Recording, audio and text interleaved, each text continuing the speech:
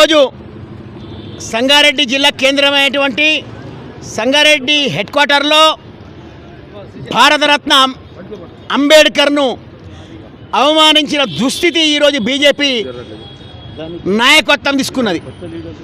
అంబేద్కర్ను అవమానిస్తే భరతమాతను అవమానించినట్టేగా భావిస్తూ ఈరోజు రాజ్యాంగ నిర్మాణం చేసినటువంటి అంబేద్కర్ను అమిత్ షా గారు పార్లమెంటు సభలో అంత పెద్ద పార్లమెంటు సమావేశాలలో 100 సార్లు అంబేద్కర్ను మీరు పలుకుతున్నారు, ఒక్కసారి దేవుణ్ణి భగవంతుని చేసి అయిపోతుంది, అంబేద్కర్ని ఎందుకు అన్నిసార్లు మీరు ఉచ్చరిస్తున్నారు అన్నాడు.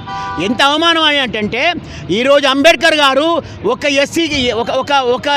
ఎస్సీ వర్గానికే కాదు, ఒక ఎస్టీ వర్గానికే కాదు, భారత రాజ్యాంగ నిర్మాత, అన్ని కులాల సమానపరుస్తూ ఈరోజు భారతదేశం నడుస్తుందంటే ఈరోజు అంబేద్కర్ పుణ్యమే నడుస్తుందని చెప్పి భావిస్తూ మా నాయకుడు జగ్గారెడ్డి గారి సూచన మేరకు నిర్మలా జగ్గారెడ్డి గారి పర్యవేక్షణలో మరి ఈ కార్యక్రమం సంగారెడ్డి హెడ్ క్వార్టర్లో సంగారెడ్డి పట్టణంలో మా కౌన్సిలర్ల మధ్యలో ప్రజాప్రతినిధుల మధ్యలో ఈరోజు కార్యక్రమం చేయబడ్డది. మరి మేము కాంగ్రెస్ పార్టీ తరఫున ఒకటే డిమాండ్ చేస్తున్నాం, ఈరోజు ఎక్కడైనా సరే అంబేద్కర్ను అవమానిస్తే ఊరుకునేది లేదు, అలాగే క్షమాపణ చెప్పేంత వరకు మా రాహుల్ గాంధీ గారు అట్టనే పోరాడతామని చెప్పి మీ ముఖంగా తెలియపరుస్తున్నాం. పార్లమెంట్ సమావేశాల్లో కేంద్ర హోంశాఖ మంత్రి అమిత్ షా గారు ప్రతి ఒక్కరికి అంబేద్కర్ అనేది ఒక ఫ్యాషన్ అయిపోయింది అని డాక్టర్ బిఆర్ అంబేద్కర్ గారిని అవమానపరుస్తూ హేళన చేస్తూ ఏదైతే మాట్లాడిండో దానికి నిరసనగా ఈరోజు కాంగ్రెస్ పార్టీ పక్షాన మన సంగారెడ్డి పట్టణంలోని అంబేద్కర్ స్టాచ్యూను పాలతో కడిగి అంబేద్కర్ యొక్క గొప్పతనము తెలపాలని అనుకున్నాము.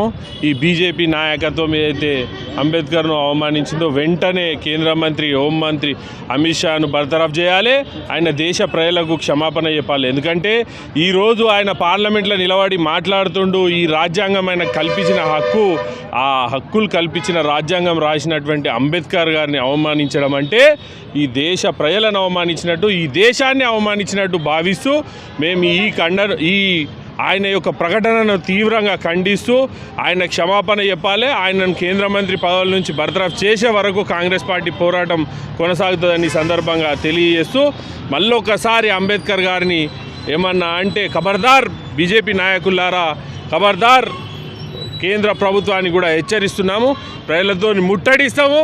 అంబేద్కర్ అంటే ఒక వ్యక్తి కాదు, ఒక శక్తి. ఆయన ఇంకా కోట్ల మంది జనాలను మేమందరం సిద్ధంగా ఉన్నాం. వెంటనే అమిత్ షా గారు దేశ ప్రజలకు క్షమాపణ చెప్పాలని ఈ సందర్భంగా మేము డిమాండ్ చేస్తున్నాం.